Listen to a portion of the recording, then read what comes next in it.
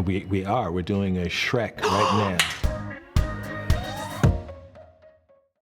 This must be a full circle moment for you. I mean, Beverly Hills Cop was your first film as the lead.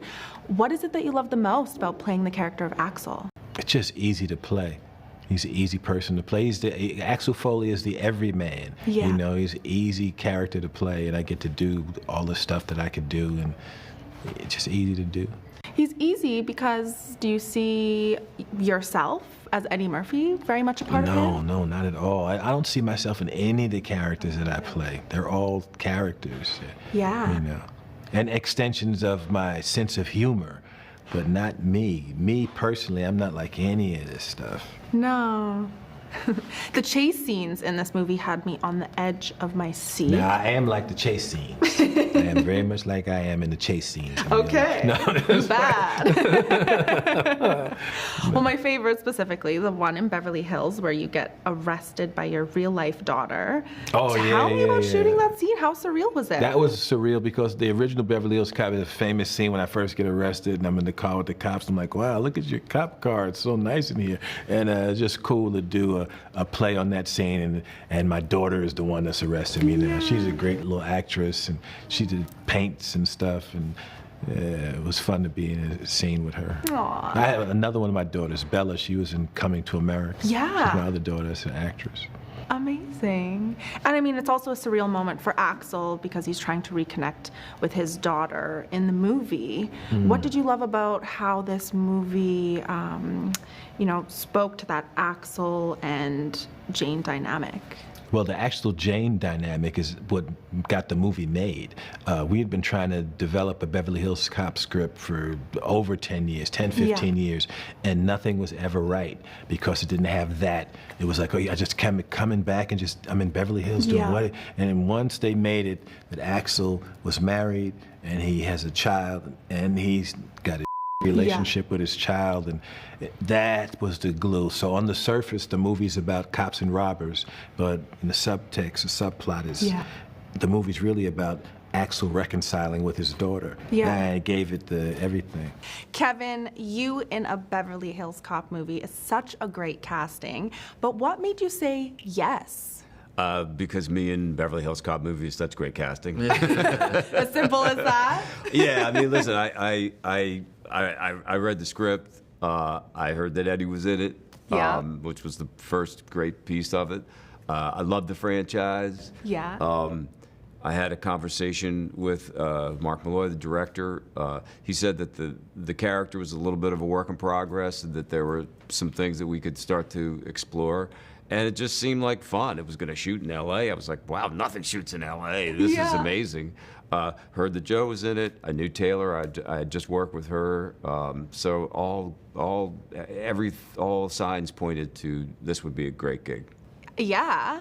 And don't hate me for saying this, but you and Eddie are both in your 60s now. I don't hate you. He's mentioned how challenging it has been to come back to this role in his 60s. Was it just as challenging for you as it was for Eddie? Well, I had a much lighter lift than Eddie. I mean, I didn't have to, whatever, run and jump and, do that kind of stuff. To me, the challenge is to stay true to the character that you've created, to stay present, to listen to the actors that you're working with, to not push, to not go for results. I mean, they're the same challenges that exist for any role, I think. Jerry, you're a producer on the first Beverly Hills Cop. What excited you the most about doing this next installment?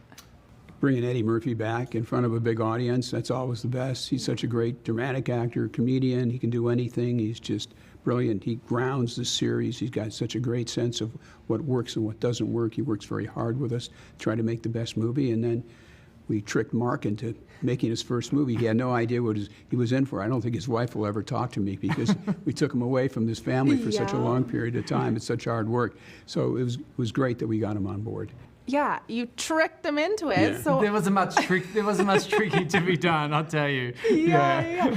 Now, Axel is a big hockey fan. Is Eddie a big hockey fan? Well, Axel was pretending he was a big hockey fan because he was trying to get in there to thwart the criminals.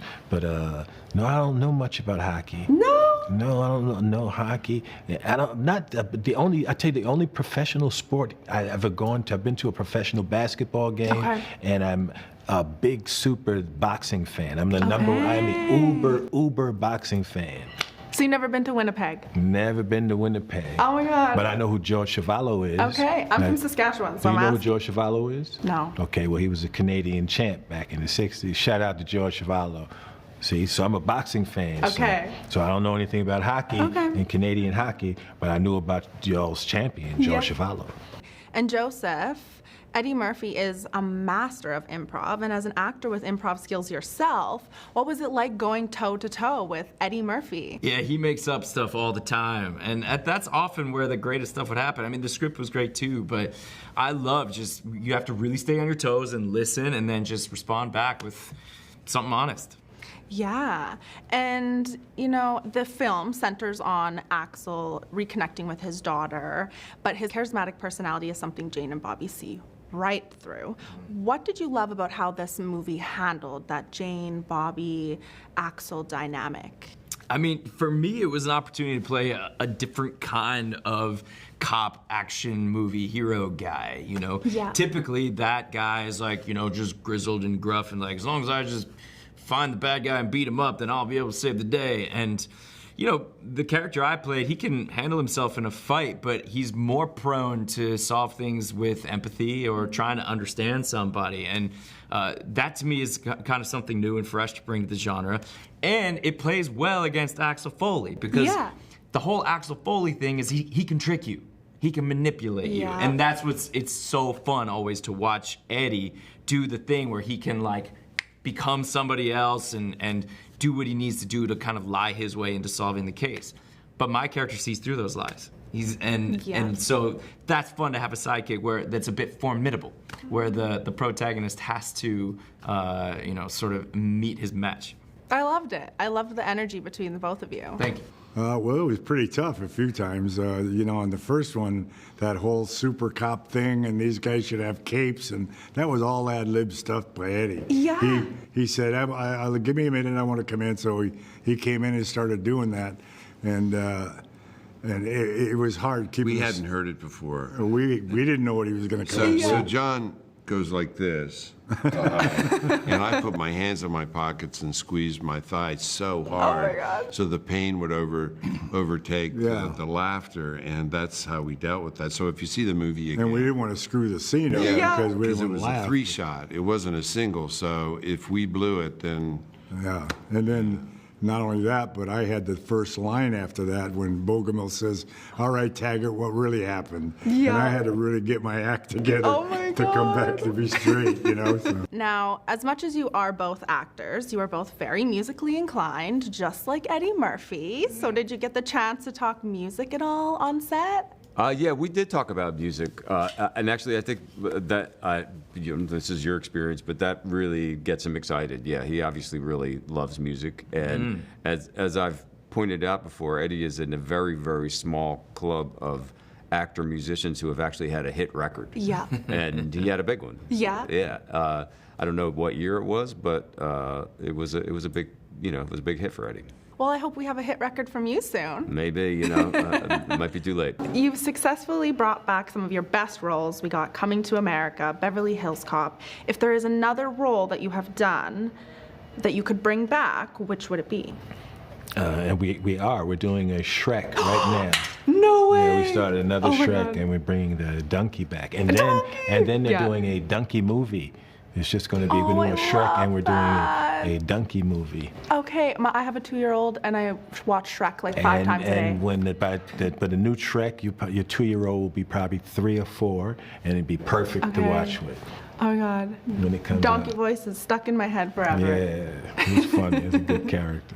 Thank you so much for your time, Eddie. Thank you, Michaela Montana. Nice to get to know you. Nice to meet you. Like the video? Then hit the button, or better yet, drop us a comment. Then check out our latest videos here. And don't forget to subscribe by hitting the button here for more celebrity interviews and entertainment news.